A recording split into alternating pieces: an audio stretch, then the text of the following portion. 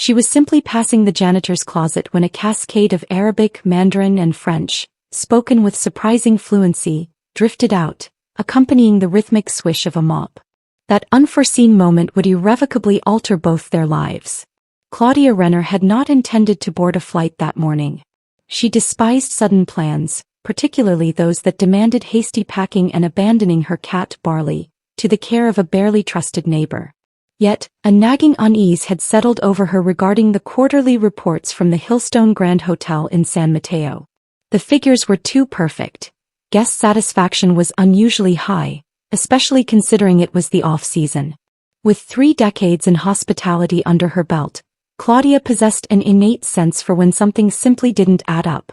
By the time her driver navigated the roundabout to the lobby entrance, the afternoon sun was already dipping behind the hills. Claudia emerged from the car, clad in low heels and a charcoal gray blazer, her hair neatly secured in a bun.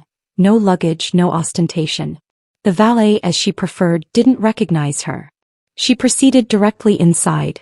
The front desk was staffed by a young woman named Allison, whose customer service smile was already half-formed before she registered who she was addressing.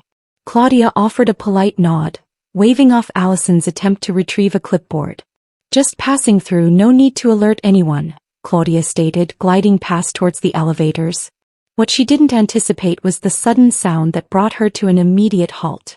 Just beyond the main lobby restrooms, down a narrow passage leading to a small cleaning supply closet, someone was speaking French fluently, then seamlessly transitioning to Arabic mid-sentence, and then Mandarin without the slightest hesitation. She paused, peering around the corner. There he was. A man perhaps in his early to mid-50s with dark brown skin, worn shoes, and a hotel maintenance badge clipped to his faded navy work shirt. He was gently kneeling, pointing with quiet kindness at a paper hotel map for an elderly Chinese couple. Then he stood addressing a clearly disoriented man behind them in fluent Arabic, his tone calm, amiable and precise. Claudia stood frozen, momentarily unsure of the scene unfolding before her. "Of course, enjoy your stay," the man said in halting English, bowing slightly as the Chinese guests reciprocated. He then retrieved his mop bucket and ambled down a hallway, whistling softly to himself.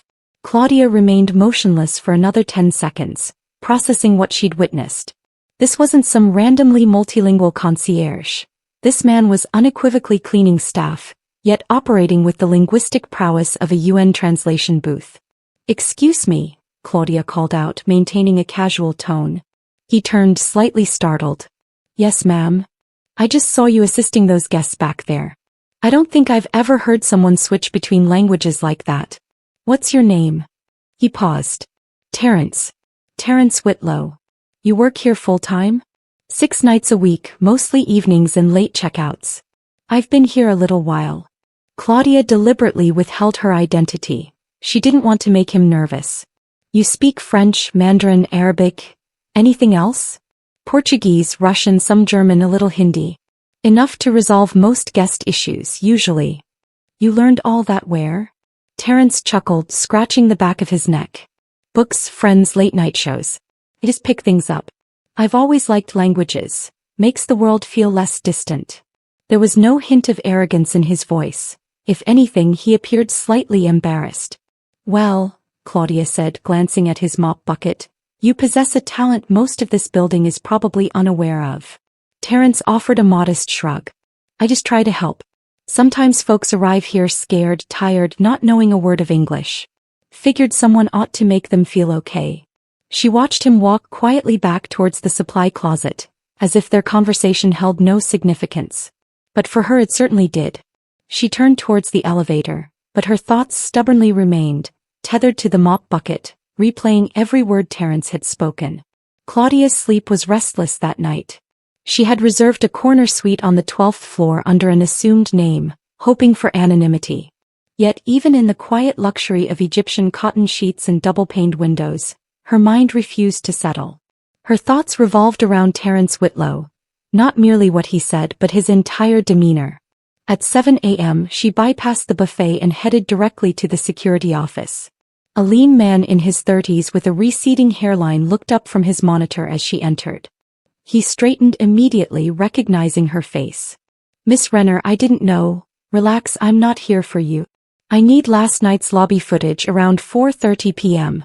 Check the hallway outside the janitor's closet.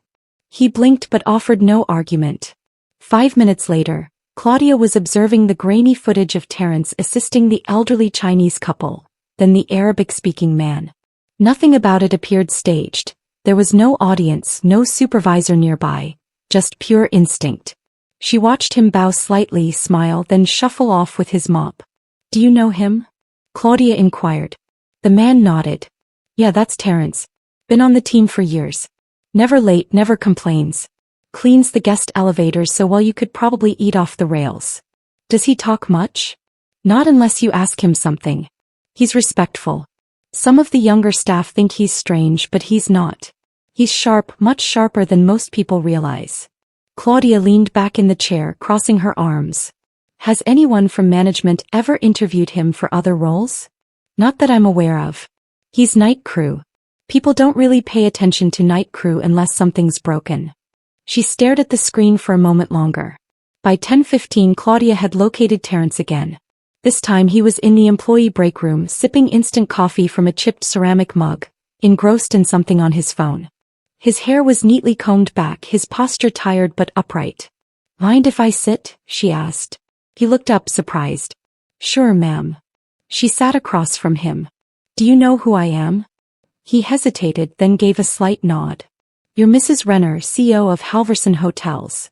So you did know. Yes, ma'am. I recognized you yesterday but figured you wanted privacy. She offered a small smile. I appreciate that. They sat in brief silence. You read a lot? She asked, nodding towards his phone. Yeah, I like to learn. Can't afford classes, but the internet's mostly free. What do you read? Language blogs, psychology articles. Sometimes I read forums where travelers discuss what makes a hotel feel like home. You learn a lot from listening. Claudia regarded him closely. Why did you never apply for anything else? Guest relations? Concierge? Anything? He shrugged, his eyes lowering slightly. No degree, no hospitality certificate. I've been told a few times that my skills don't match the roles, so I figured maybe this is where I fit. She paused. I don't think you fit there at all, she said gently. I think we've been wasting a very rare asset. Terence met her gaze, unsure how to respond. Listen, Claudia continued, I don't throw titles around, but what I witnessed yesterday, that wasn't just about language. It was empathy, poise. You offered people comfort in their own words. Do you have any idea how rare that is in this industry? He smiled softly. I guess I just treat people how I'd want my mother treated if she walked into a hotel she didn't understand. Claudia felt a knot tighten in her throat. Terence, she said, how would you feel about meeting with me later today to discuss creating a position? One where you do more than mop floors. One where your voice is truly integrated into the guest experience. He blinked. You're serious? Dead serious. His eyes welled just slightly, but he didn't look away. I'd like that, ma'am. Claudia stood, but this time, the heaviness in her chest had shifted, not vanished, but transformed into something that felt distinctly like purpose. Claudia didn't head to lunch. Instead, she pulled up a chair in the HR office and requested a copy of Terence Whitlow's file. The woman behind the desk, Denise, perhaps in her late 40s, competent but cautious, hesitated before sliding the folder across. Not much in there, Denise commented, tapping the manila cover. He's quiet, never called out sick, always clocks out right on the dot. We just never really knew much about him. Claudia opened it. The resume was brief. No college, a high school diploma from a public school in Fresno. He'd held several odd jobs over the years, delivery driver, dishwasher, night clerk at a bus station. But nothing lasting longer than a couple of years until the Hillstone. She turned the page. No write-ups, no complaints, only a single letter of recognition from 4 years prior, something about helping a guest locate her lost child near the pool. Claudia read it twice. The language was formal, stiff, clearly penned by a manager unaccustomed to heartfelt expressions. Do you recall who his supervisor was when he started? Claudia inquired. Denise pulled out a drawer. I believe it was Mr. Riley. He retired last year. I don't think they ever spoke much. Did anyone ever sit down with Terence for a real performance review? Denise hesitated again. Not a formal one, no. He's a janitor. Those roles usually just get the checklist. It's been that way for a while. Claudia remained silent, simply staring at the file. Later that day she found herself wandering the guest floors, observing. She witnessed a concierge deliver robotic directions to a German couple who clearly didn't comprehend. She saw a bellboy fumbling through a misunderstanding with a Spanish-speaking guest. None of them seemed rude, merely ill-equipped. Back in the elevator, Claudia pressed the button for the service floor. She navigated the back hallways, searching for individuals who might have worked alongside Terence. She sought the unvarnished truth, not the sweetened versions that emerged when a promotion was on the table. In the laundry room she found someone who knew him. "I've worked with him 5 years, said Gloria Topia, a sturdy woman with streaks of gray in her braid.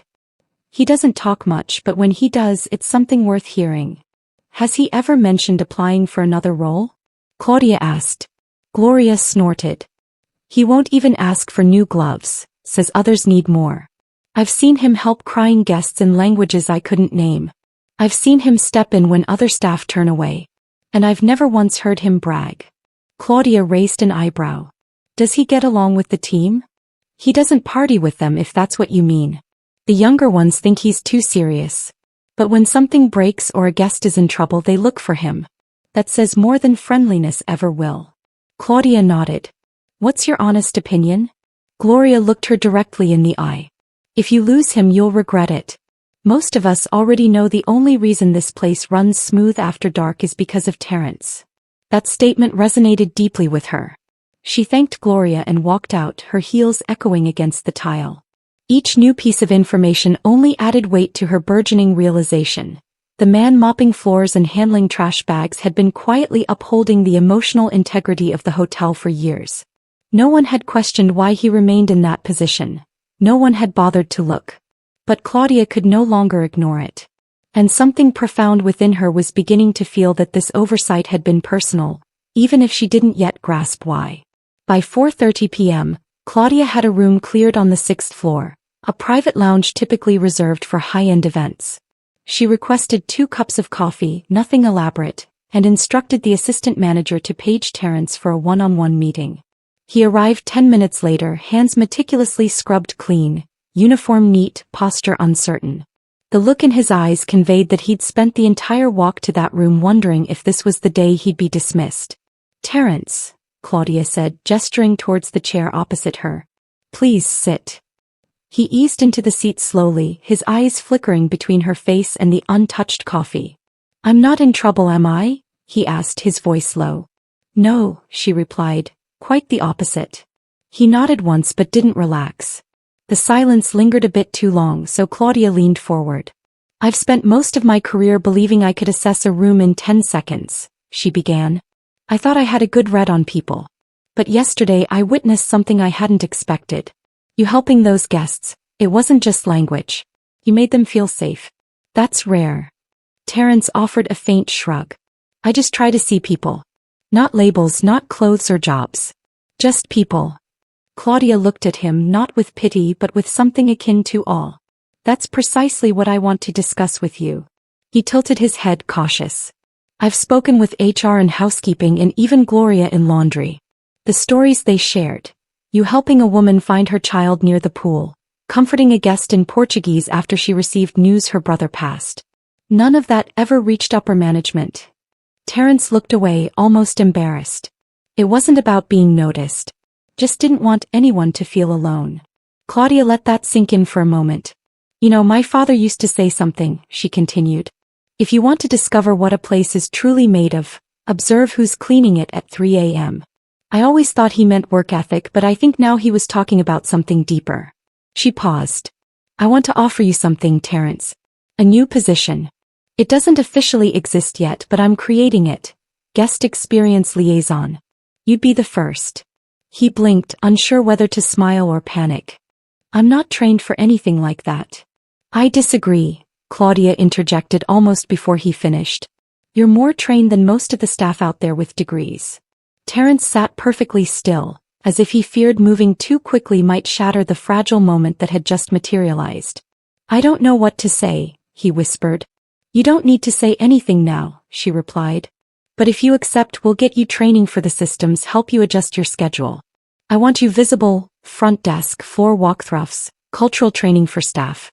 You'd be helping us redefine what hospitality truly means."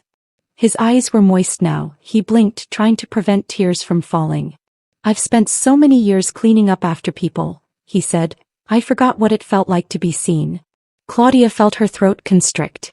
She grabbed a napkin and handed it across the table without a word. He took it with both hands. "I'm not looking for a thank you," she said gently. "But I'm asking you to help lead something better. Not just for guests, for the staff too. You possess something the rest of us need to learn from." There was a long pause. Finally, Terence exhaled. "Yeah," he said quietly. "I'd be honored." Claudia smiled, but deep down she knew this moment wasn't about corporate titles or PR triumphs. It was about rectifying an oversight that never should have gone unnoticed in the first place.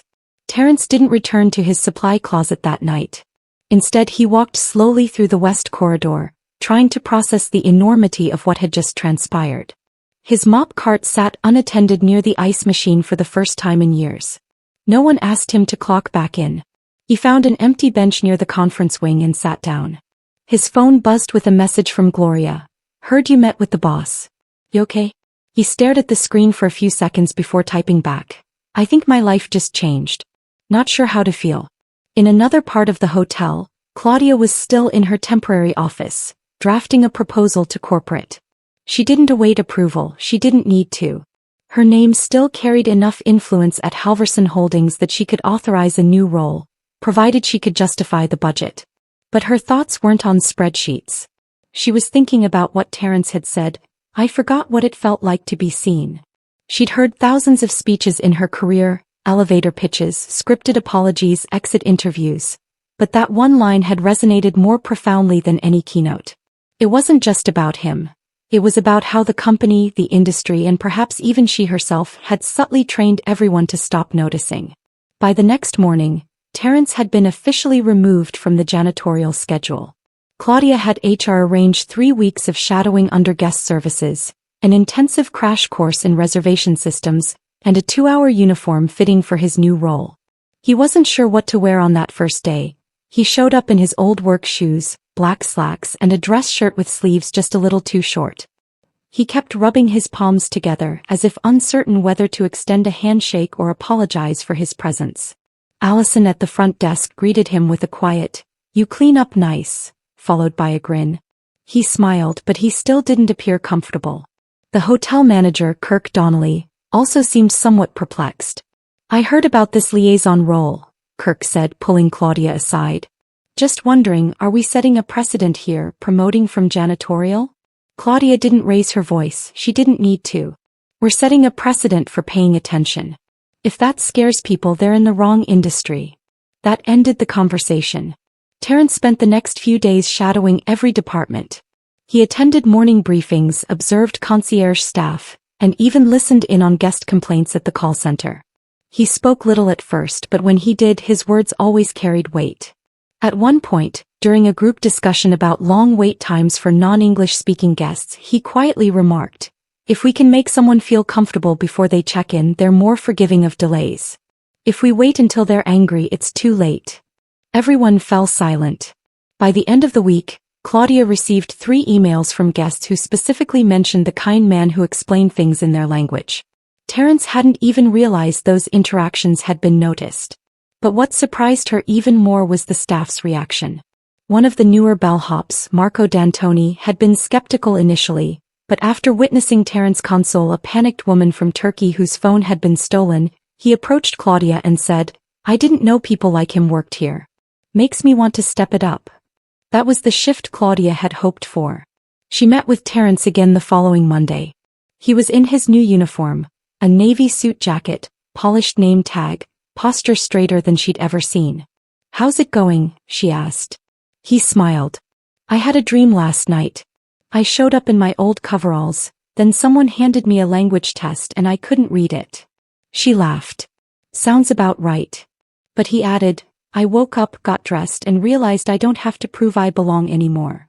Claudia looked at him with quiet pride, but beneath that was something more personal, a recognition that in helping Terence step into this new chapter, She might finally be rewriting a part of her own story too. The transformation wasn't instantaneous, but it was discernible. By the second week of Terrence's new role, whispers had evolved into outright curiosity. Staff who had barely acknowledged him before were now observing him, not with suspicion, but with the wide-eyed attentiveness that occurs when someone quietly alters a narrative everyone believed they understood. People began sharing stories, and not the kind you publish in company newsletters. These were real, raw anecdotes. "I remember when my dad was staying here," said Sandra Malik, one of the late-shift front desk clerks. "He didn't speak any English and no one could understand him. I was panicked. I called in sick just to come help, but when I got here, Terrence was already with him, speaking Urdu like he'd been born with it. My dad called him a gentle scholar. I never forgot that." Someone else, a valet named Edwin, recalled how a year ago he'd been yelled at by an angry guest after a long flight. His hands shook the entire afternoon.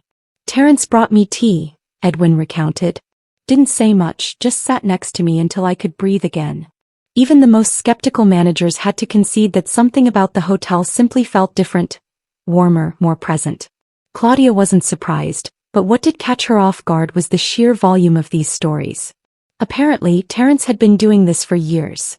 Quiet acts of kindness, long conversations in stairwells, handwritten notes left for maintenance workers enduring difficult times. He'd become something of a ghost, the kind you only notice when he's gone. Except now he wasn't gone, he was front and center. One afternoon, an elderly guest named Mrs. Johanna Kiel, visiting from Munich, stumbled near the breakfast buffet. Nothing serious, just a minor fall. Terrence was at her side before anyone else could react. "In German, he asked me if I had any dizziness or pain," she recounted later, holding his hand as if he were her son. "He even knew to ask about blood thinners. Who is this man?" But it wasn't just the guest. Within the staff rooms, break areas, and loading docks, a shift had occurred. People spoke slower, listened longer. There was more eye contact, more genuine thank yous. It was subtle but undeniable. Bellhops began brushing up on greetings in other languages. A few desk clerks created flashcards to memorize polite phrases in Spanish, French, and Korean. One housekeeper taped a list of basic Swahili phrases near her locker. Terrence hadn't requested any of this.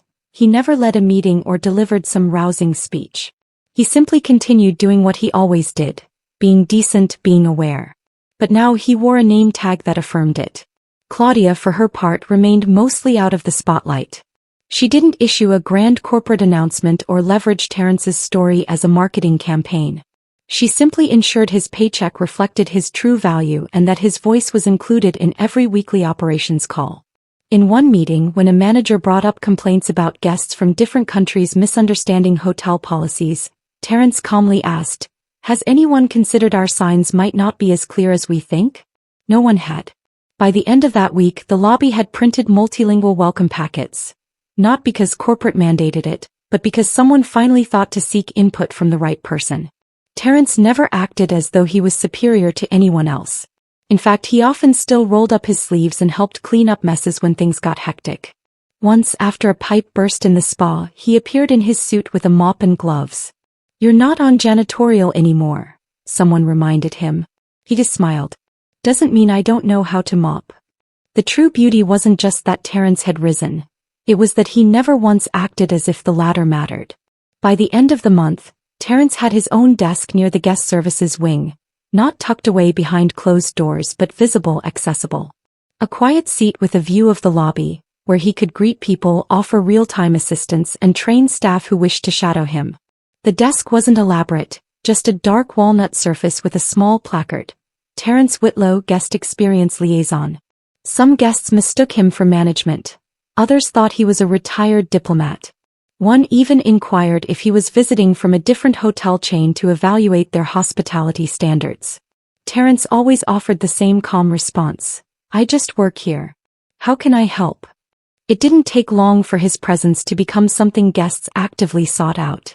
He began each shift 15 minutes early, walking the lobby, checking in with guests in transit, especially those standing alone or appearing lost. He didn't wait to be asked. He approached gently, like a friend you didn't realize you needed. One afternoon, a teenage boy was crying near the elevator. His parents had inadvertently left him behind. The boy spoke only Korean. Terrence knelt beside him, switched to Korean without missing a beat, calmly obtained his room number, called the front desk and waited with him until his father rushed back in a panic. No shouting, no escalation, just calm. "Are you the manager?" the father asked, holding his son tight. "No," Terrence replied. "Just someone who's been left behind before." Word about him reached Halverson's corporate headquarters before Claudia even made a formal report. A senior VP named Janine Alcott flew in from Seattle to observe the field experiment herself, that she put it. Claudia barely tolerated her phrasing, yet managed a polite smile. After several hours observing Terrence in action, Janine posed a blunt question. "So, where did you unearth this individual?" Claudia replied without a moment's hesitation. "He was already here. We simply bothered to truly see him." That evening, during a meeting with senior staff, Janine introduced the concept of replicating such roles across their other properties. "We'll require a pilot program," she stated, "and training materials." Claudia interjected, "We won't need materials, we'll need people like him." She then turned to Terrence. "How do you feel about helping us construct a framework?" she inquired. "Not just here, perhaps in Dallas, Tempe, Santa Rosa? We'd fly you out." Terrence looked genuinely stunned. "I've never been on a plane." Janine chuckled. "We'll remedy that." The atmosphere in the room transformed after that, not in the artificial manner of a forced diversity initiative, but with the warmth of a family finally acknowledging a long-overlooked member. A week later, Terrence facilitated his inaugural team workshop. It wasn't a seminar or a PowerPoint presentation. He sat in a circle with 12 staff members, bellhops, receptionists, janitors, waitstaff, and posed a single question. "When was the last time you saw someone struggling and didn't intervene because it wasn't your job?" Initially, silence hung in the air. Then stories began to spill forth. One woman wept as she recounted ignoring a crying child in the hallway because she wasn't security. Another man admitted he often sidestepped elderly guests with mobility challenges, fearing he might make them feel helpless. Terrence offered no judgment. He simply nodded and said, "I've done that too, more times than I care to admit." The tension in the room eased. It wasn't a training session. It was a collective confession, and from it, genuine growth began to unfurl. Back in his designated area of the hotel, Terrence now had a small dry erase board behind his desk. Each day he'd inscribe a new word in a different language, followed by a question. Today's entry read, "Wakermass, Japanese, I understand." Below it, "Did you see someone today who needed to be understood?" Guests began snapping photos of it. Staff started responding to the questions. Even Claudia, on challenging days, would stop by to read them before her meetings. Terrence hadn't merely accepted a new role. He had fundamentally redefined its essence. Claudia sat alone in the staff library one evening, a space rarely utilized beyond orientation days and the occasional HR seminar. The lights were dim, the air carried a faint scent of old binders and lemon polish, and for the first time in weeks she allowed herself to truly unwind. She opened her leather notebook, the one she'd carried since her earliest management days, and began to write. It wasn't a formal report, just a stream of thoughts. "I've dedicated my career to quantifying people with numbers. Response rates, efficiency scores, exit survey data." But observing Terrence, a humbling realization dawned. You can't spreadsheet compassion. You have to witness it. She closed the notebook and massaged her temples. A pang of guilt resonated within her, not for discovering Terrence too late. She hadn't known him, but for fostering an environment where no one else had bothered to look either. She recalled the nascent stages of her own career in Toledo, working reception at a struggling hotel bordering a freeway.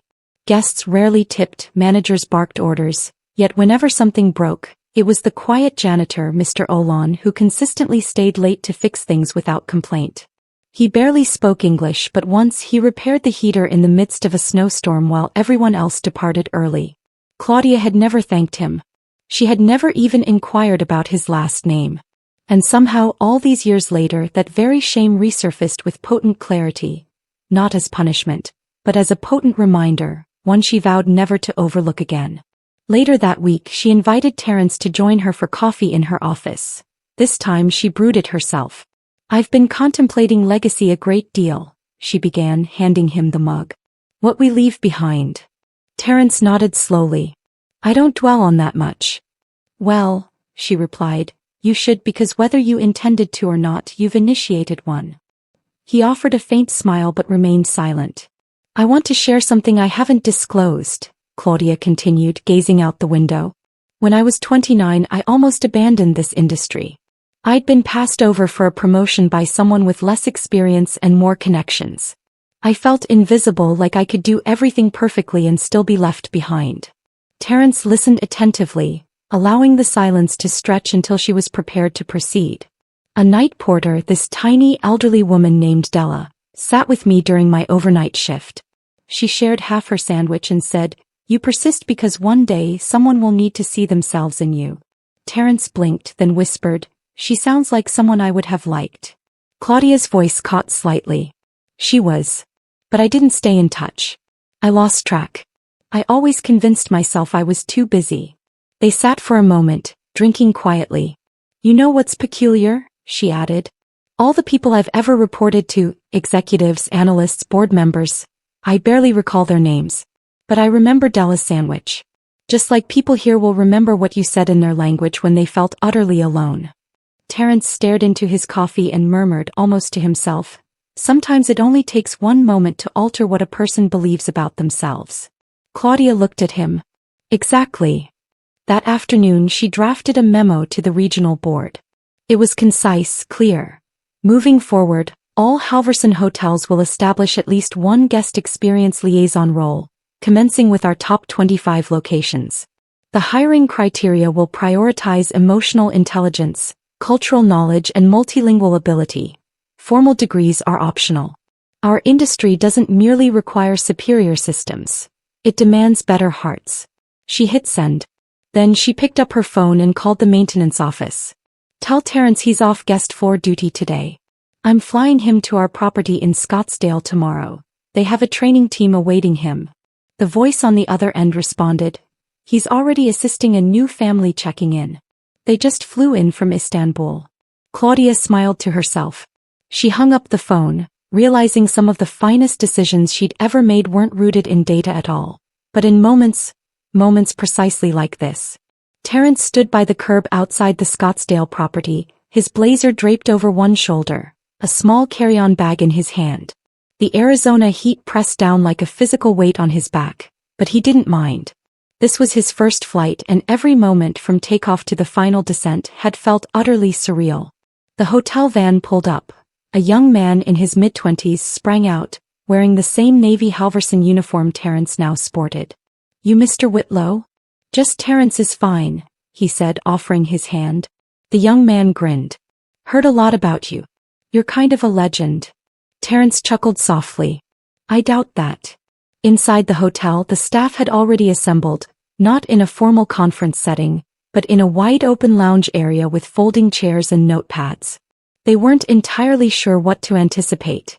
Some expected a corporate trainer, others assumed it was a diversity seminar. No one guessed it would be a janitor from San Mateo with a quiet voice and decades of invaluable perspective. He walked to the center and cleared his throat.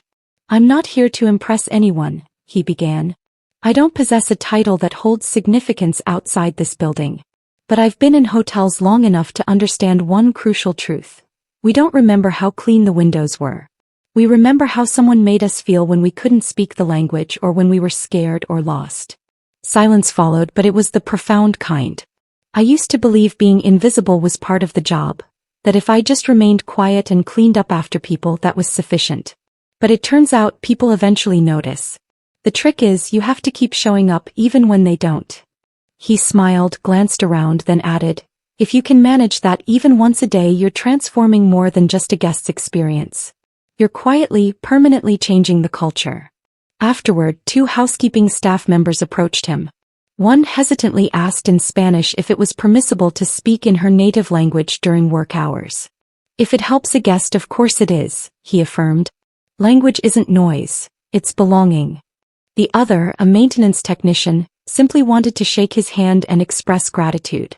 "You make it feel like it's not too late to be seen." Terence smiled. "It's never too late. You just have to stop hiding from yourself." Back in San Mateo, Claudia received an update from the Scottsdale team. They had already begun drafting their own version of the liaison role, custom-tailored to the specific needs of their guests. And the new general manager had inquired if Terrence could assist in onboarding someone next month in Santa Rosa. She didn't respond immediately. She simply sat in her office, gazing at the empty hallway where she had first overheard him speaking 4 different languages while pushing a mop bucket. One hallway, one moment, and everything had shifted.